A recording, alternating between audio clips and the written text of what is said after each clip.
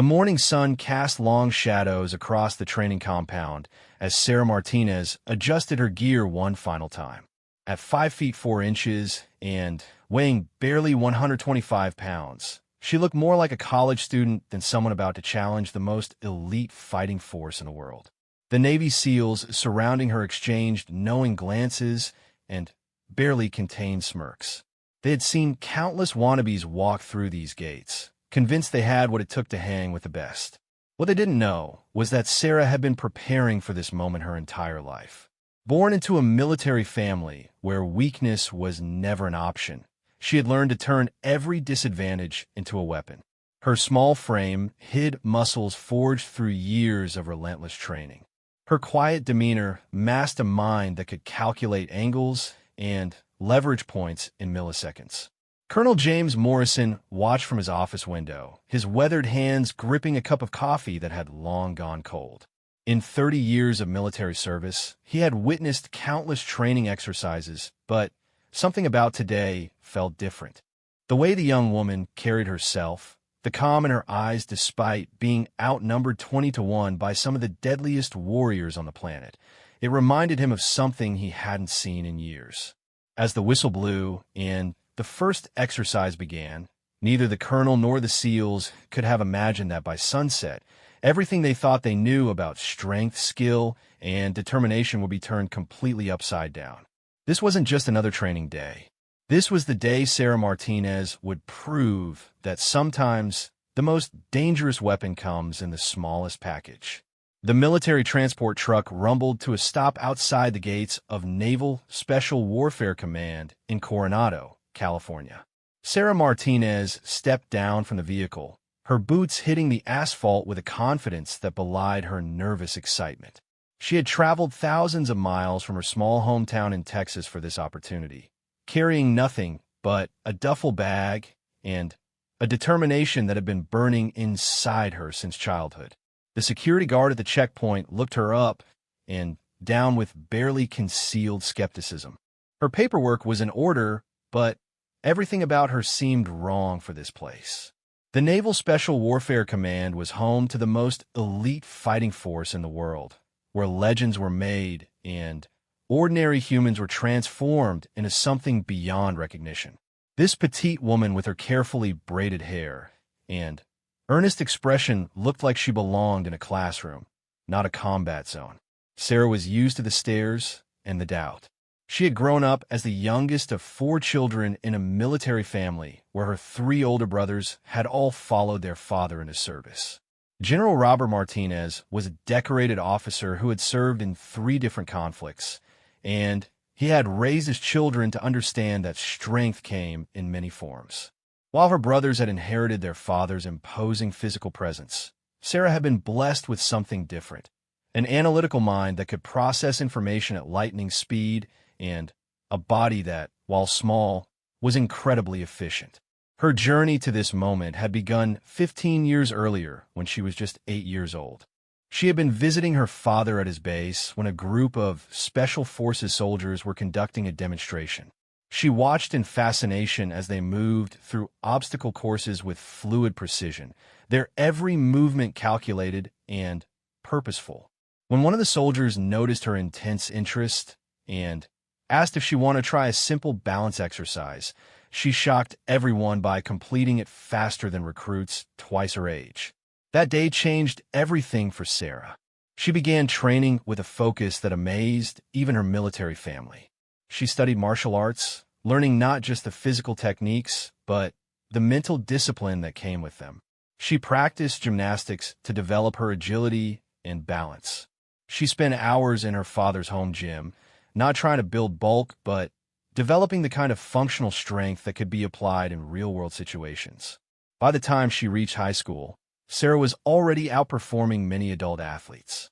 She could run a 6-minute mile, perform perfect pull-ups for 20 minutes straight, and had earned black belts in 3 different martial arts. But more importantly, she had developed an understanding of leverage and physics that allowed her to use her opponent's size and strength against them. Her academic performance was equally impressive. She graduated valedictorian and earned a full scholarship to study mechanical engineering. But even as she excelled in her studies, the call of military service grew stronger. She wanted to prove that everything her father had taught her about courage and dedication could be applied at the highest levels of combat training. The opportunity came through a special military consulting program. The Navy was conducting research into optimizing human performance and had put out a call for exceptional individuals from diverse backgrounds to participate in advanced training exercises. When Sarah's application landed on the desk of Colonel Morrison, something about her combination of academic excellence and physical ability caught his attention. Against the advice of several subordinates who thought she would be a distraction, he approved her participation in what was being called the Enhanced Warrior Assessment Program. Now, as she walked through the gates of the naval base, Sarah could feel the weight of skeptical stares from every direction. Groups of SEALs in training paused their exercises to watch her pass, their whispered comments following in her wake. She caught fragments of conversation that ranged from amused to dismissive. Some wondered if she was lost. Others assumed she must be visiting family. None of them imagined she was there to train alongside them. The base itself was an impressive sight. Sprawling training facilities stretched across hundreds of acres, each designed to test different aspects of military readiness. There were obstacle courses that looked like something from a nightmare, shooting ranges where the sound of gunfire was constant, and simulation rooms where soldiers practiced for every conceivable combat scenario. The smell of sweat, gunpowder, and determination hung heavy in the air. Sarah was directed to report to Building C, where she would meet with Colonel Morrison and receive her initial briefing. As she walked across the compound, she noticed how the other trainees moved. Each step was purposeful, each gesture controlled.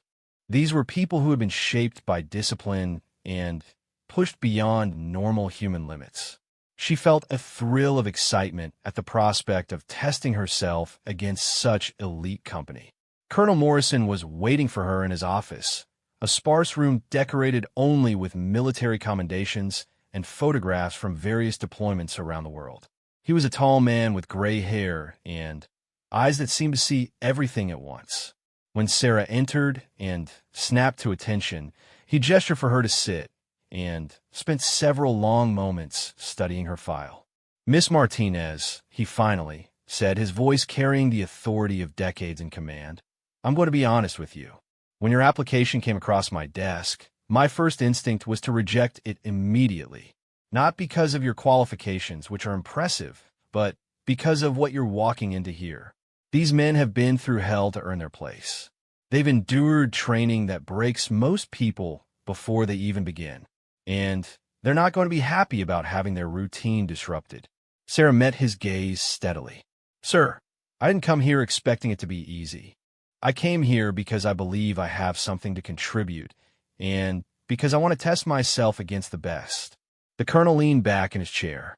"Your father spoke very highly of you when I called him. He said you've never backed down from a challenge in your life. But this isn't about courage, Miss Martinez. This is about survival. If you can't keep up, you won't just fail, you could get yourself or someone else hurt." "I understand the risk, sir," Sarah replied. "But I also understand my capabilities. I'm not here to prove a point about gender equality or to make anyone else look bad. I'm here because I believe I can learn from the best and maybe contribute something valuable in return." Colonel Morrison stood and walked to the window that overlooked the main training area. Below, a group of SEALs were running through combat drills, their movements so synchronized they looked like a single organism. "The program you're entering is experimental," he explained. "We're studying how different types of individuals respond to our most advanced training protocols. You'll be working with Team 7, led by Lieutenant Commander Jake Richardson. He's one of our most experienced officers, and his team has been together for 3 years." He turned back to face her. "I'm going to give you one piece of advice, Miss Martinez. Don't try to be one of them. Be yourself, but be the best version of yourself you can possibly be. These men respect competence above all else. If you can prove you belong here through performance, you'll earn their respect. If you try to fake it or rely on special treatment, they'll eat you alive."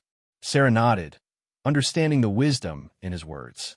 She had never wanted special treatment, only the opportunity to prove herself on equal terms. "When do I start, sir?" "Right now," the colonel replied, checking his watch. "Team 7 is beginning afternoon exercises in 20 minutes. You'll join them for the remainder of today's training, and if you survive that, we'll talk about tomorrow." As Sarah left the colonel's office and headed toward the equipment room to gear up, she felt a mixture of nerves and excitement that she hadn't experienced since her first martial arts tournament. This was what she had been preparing for her entire life, even if she hadn't always known it. Every hour spent training, every limit she had pushed past, every moment of doubt she had overcome had led to this. The equipment room was a massive space filled with every piece of gear imaginable. Sarah was assigned basic training attire and directed to a locker where she could change. As she put on the tactical pants and fitted shirt that marked her as a participant rather than an observer, she could hear the voices of Team 7 as they prepared for their afternoon session. Lieutenant Commander Richardson was in his mid-30s, with the kind of quiet intensity that spoke of countless missions and hard-earned experience. When Sarah was introduced to him, he looked her over with the same skepticism she had encountered from everyone else, but there was something different in his evaluation. While others seemed to dismiss her immediately, he appeared to be withholding judgment. "Martinez," he said simply, "you'll be working with us today. We're doing close-quarters combat training followed by tactical movement exercises. Keep up if you can. Stay out of the way if you can't." "Questions?" "No, sir," Sarah replied, matching his direct tone. The other members of Team 7 were equally professional in their acknowledgement of her presence, but she could sense their curiosity and doubt. These were men who had earned their positions through years of the most demanding training in the world. They had faced real combat situations where split-second decisions meant the difference between life and death. To them, she was an unknown variable in a world where predictability could be the difference between mission success and catastrophic failure. As they moved toward the training area, Sarah caught glimpses of other teams running through their own exercises.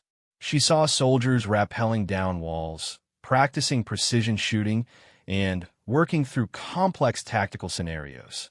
The level of skill and coordination was unlike anything she had ever witnessed, but rather than intimidating her, it energized her. This was where she wanted to be, surrounded by people who understood the pursuit of excellence. The afternoon sun was beginning to lower in the sky as Team 7 assembled for their first exercise.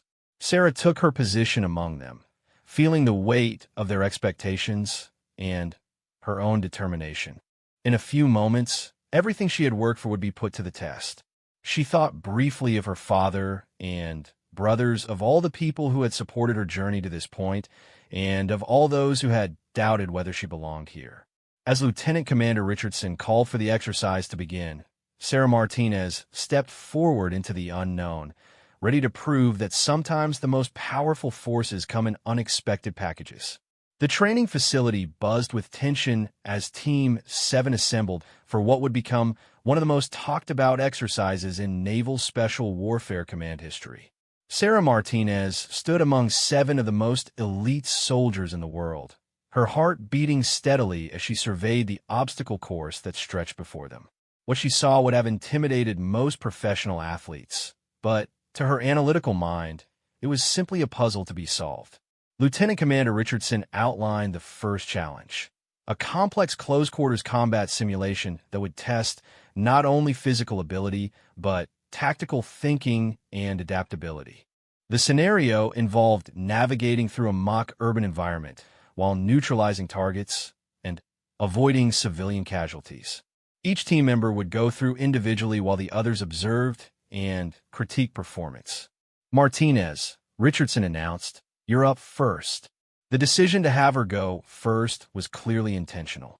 It would either establish her credibility immediately or expose her limitations before valuable training time was wasted.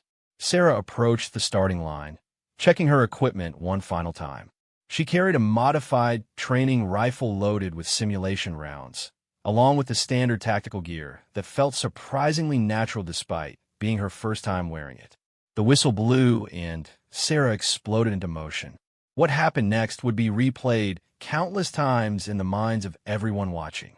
Instead of the cautious, methodical approach they expected from a newcomer, Sarah moved through the course like water flowing around obstacles.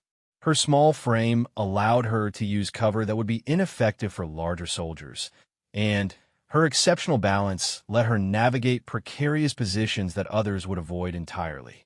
At the first decision point, where most trainees would have chosen the obvious route around a barrier, Sarah instead went over it, using a combination of gymnastics and parkour techniques to maintain her speed while gaining a tactical advantage. She identified and neutralized the first 3 targets in rapid succession, each shot placed with mechanical precision that spoke of countless hours on shooting ranges. The real test came at the midpoint of the course, where a simulated hostage situation required split-second decision-making. Sarah found herself faced with multiple targets positioned around civilian mannequins, creating a scenario where a wrong move could result in catastrophic failure. She paused for exactly 2 seconds, her mind calculating angles and probabilities with the speed of a computer, then executed a sequence of movements that left the observer speechless. Using her small stature to her advantage, Sarah dropped into a prone position that gave her a clear line of sight beneath a barrier that would have blocked taller shooters. From this position, she eliminated 2 threats simultaneously before rolling to a new position and taking out the remaining targets with shots that threaded between the civilian mannequins with millimeters to spare. When she emerged from the course and checked her time, even Sarah was surprised by the results. She had not only completed the exercise successfully, but had done so faster than anyone else on Team 7 had ever managed.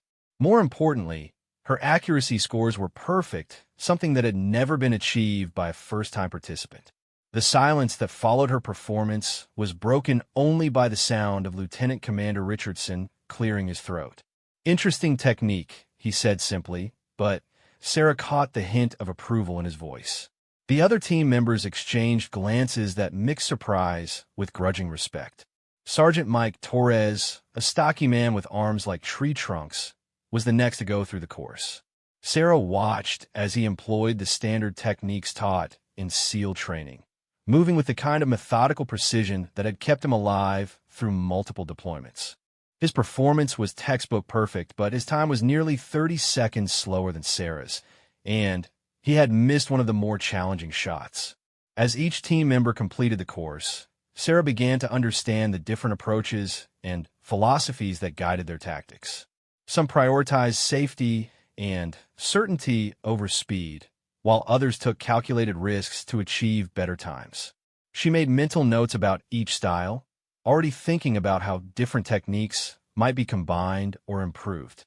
The second exercise shifted the focus to physical conditioning.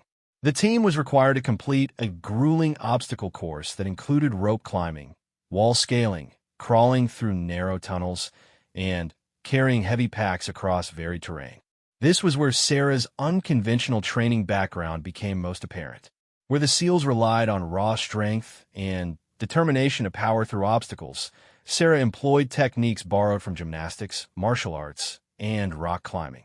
She flowed over walls like a dancer, used momentum and leverage to minimize energy expenditure, and found efficient paths that others missed entirely.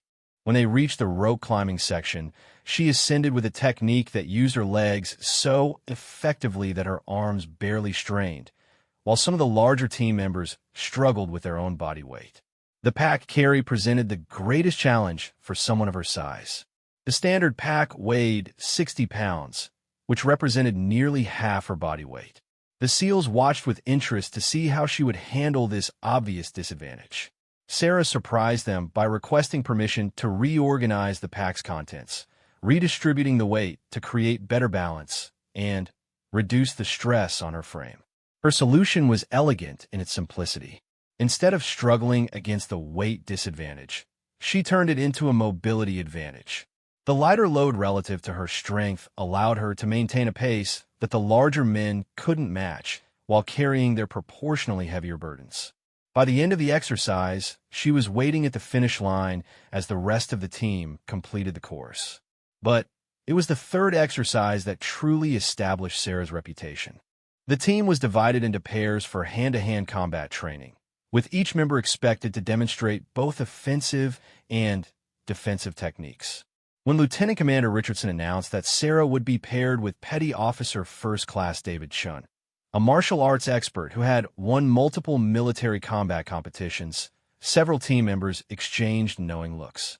Chun was 6 feet tall and outweighed Sarah by nearly 70 pounds. He had been training in various martial arts since childhood and had never lost a sparring match to anyone outside of his weight class. As he and Sarah faced off on the training mat, he clearly expected to demonstrate the importance of size and strength in close combat situations. The match began with Chun taking a conventional approach, using his reach advantage to keep Sarah at a distance while probing for openings. Sarah responded by moving constantly, making herself a difficult target while studying his patterns and timing. For the first minute, it appeared that the size difference might indeed be decisive.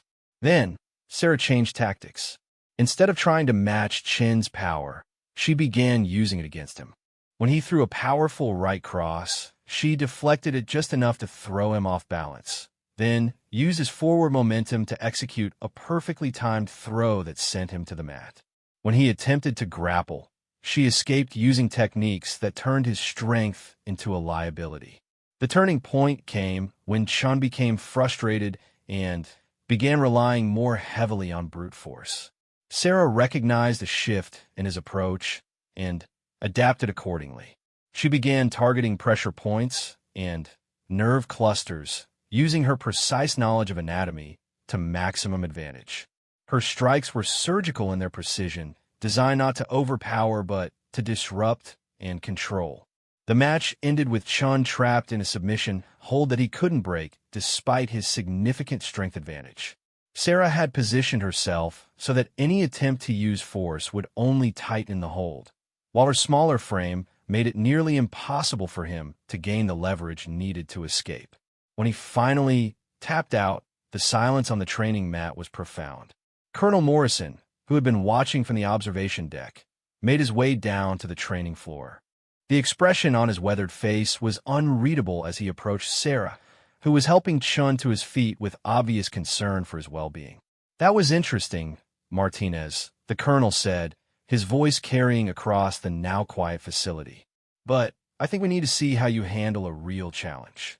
He turned to address the entire team. "Tomorrow morning, we're going to run the full qualification course. This is the same test that every SEAL has to pass to earn their place.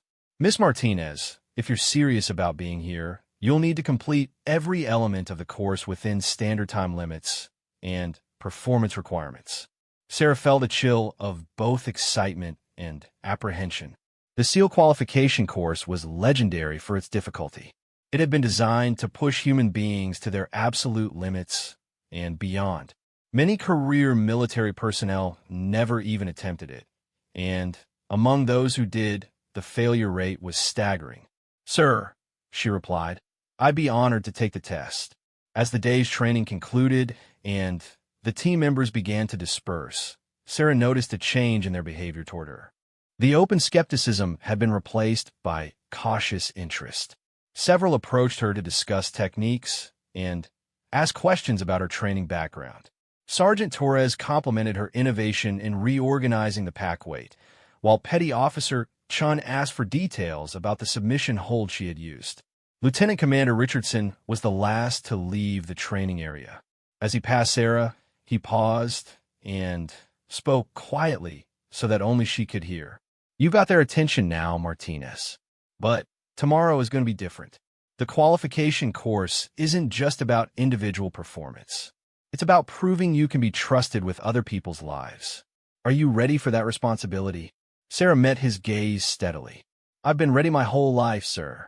That evening, as Sarah sat in her assigned quarters reviewing notes about the next day's challenges, she reflected on how much had changed since the morning. She had arrived as an outsider facing universal skepticism, but through performance and determination, she had begun to earn something far more valuable than acceptance: respect. The qualification course would test every skill she had developed and push her beyond limits she had never faced before. But as she prepared for sleep, Sarah felt a deep sense of satisfaction. She had proven to herself and to Team 7 that her years of preparation had meaning. Tomorrow would bring new challenges, but tonight she could rest in the knowledge that she belonged exactly where she was. Outside her window, the base continued its around-the-clock operations. In the distance, she could hear the sound of night training exercises and the movement of teams preparing for missions around the world. Soon, if everything went according to plan, she might be part of that brotherhood of elite warriors. But first, she had to survive the most demanding test the military had to offer. As she closed her eyes, Sarah's mind was already visualizing the challenges ahead, planning strategies and backup plans for every obstacle she might face. Tomorrow would determine whether her remarkable first day was just a fluke or the beginning of something truly extraordinary. Dawn broke over the Naval Special Warfare Command with an unusual sense of anticipation. Word had spread throughout the base about the previous day's training session, and by the time Sarah Martinez arrived at the qualification course, a small crowd of observers had gathered. This was no longer just a routine training exercise. It had become an event that would either validate or destroy everything she had accomplished so far. The qualification course was a monster of military engineering, designed to test every aspect of a soldier's capabilities under extreme stress. It began with a 5-mile ocean swim in frigid water, followed by a series of physical challenges that would break down most human beings before transitioning into complex tactical scenarios that required split-second decision-making under pressure. The entire course had to be completed within a strict time limit, and failure at any single element meant immediate disqualification. Colonel Morrison stood at the starting line with his stopwatch, flanked by several senior officers who had come to witness what many were calling the most unusual qualification attempt in the program's history. Team 7 had assembled to observe, their expressions ranging from supportive to skeptical. The weight of their expectations was almost as heavy as the 60-pound pack Sarah would carry through the final portion of the course. Martinez, Colonel Morrison announced as she approached the starting position, "You understand that this course has a 47% completion rate among candidates who have already completed basic SEAL training. You're attempting it with no formal military background and approximately 24 hours of experience with our protocols. Are you certain you want to proceed?" Sarah nodded firmly. "Yes, sir. I'm ready." The ocean portion of the course was designed to be particularly brutal. The water temperature hovered just above 50 degrees Fahrenheit, cold enough to cause hypothermia if someone stayed in too long, but not so cold as to be immediately dangerous. The 5-mile distance had to be covered within 90 minutes, leaving no room for hesitation or inefficient technique. When the starting signal sounded, Sarah dove into the churning Pacific with a grace that immediately set her apart from typical course participants. Her swimming style was unconventional, incorporating techniques from competitive swimming, water polo, and even some elements of synchronized swimming that allowed her to maintain efficiency while navigating the challenging conditions. The ocean was rougher than usual, with swells reaching nearly 6 feet and a current that pushed swimmers off course if they weren't careful. Sarah had studied oceanography as part of her engineering coursework and understood how to read water conditions in ways that gave her significant advantages. She found the most efficient paths through the swells and used the current to her advantage rather than fighting against it. By the halfway point, she had established a commanding lead over the theoretical pace required for completion. More importantly, while other participants typically emerged from the water exhausted and disoriented, Sarah appeared to be energized by the challenge. Her breathing was controlled, her stroke remained strong, and she showed no signs of the hypothermia that often affected smaller participants. When she completed the swim portion with 23 minutes to spare, even Colonel Morrison allowed himself a moment of surprise. But the real challenges were just beginning. The transition from water to land required participants to immediately begin a series of physical tests while their bodies were still adjusting to the temperature change and metabolic demands of the swim. The obstacle course that followed the swim was a nightmare of physical and mental challenges. Participants had to navigate through mud crawls that tested claustrophobia tolerance, scale walls that required perfect technique, and traverse rope bridges that challenged both balance and upper body strength.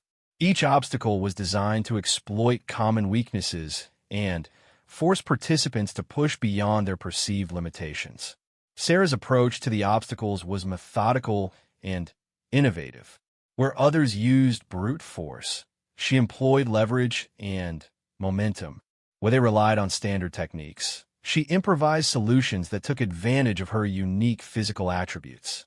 At the wall climb, she used a combination of rock climbing techniques and gymnastics moves to ascend surfaces that gave larger participants significant difficulty. The rope bridge section was where her background in balance and coordination became most apparent. While other participants struggled with the swaying ropes and fought to maintain stability, Sarah moved across like she was walking on solid ground. Her understanding of physics allowed her to work with the bridge's movement rather than against it, turning what was meant to be a major obstacle into a minor challenge. But it was during the tactical simulation portion that Sarah truly demonstrated why she belonged among the elite. The scenario placed participants in a mock combat environment where they had to navigate through enemy territory, rescue simulated hostages, and extract to safety while under fire from multiple directions. This was where raw physical ability mattered less than intelligence, adaptability, and the ability to make correct decisions under extreme stress. Sarah entered the simulation zone with the confidence of someone who had spent years preparing for exactly this type of challenge. The environment was chaotic, with smoke machines creating poor visibility, speakers blaring enemy communications in multiple languages, and targets that appeared and disappeared with timing designed to create confusion and panic. Instead of rushing through the scenario like many participants, Sarah took a moment to assess the situation and develop a comprehensive strategy. She identified the most likely enemy positions based on the tactical setup, planned multiple routes to the hostage location, and established backup plans for various contingencies. Then, she began to move. Her progression through the scenario was like watching a masterclass in tactical thinking. She used the smoke and confusion as cover rather than obstacles, turning the environmental challenges into advantages. When she encountered enemy positions, her response was precise and efficient, neutralizing threats with minimum exposure and maximum effect. The hostage rescue portion required participants to locate and extract 3 simulated captives while avoiding civilian casualties and navigating booby traps. Sarah's engineering background proved invaluable here, as she quickly identified the patterns in the trap placement and found safe routes that others missed entirely. When she reached the first hostage location, Sarah discovered that the simulation had been designed with a particularly cruel twist. The hostages were positioned in a way that made standard extraction techniques extremely dangerous.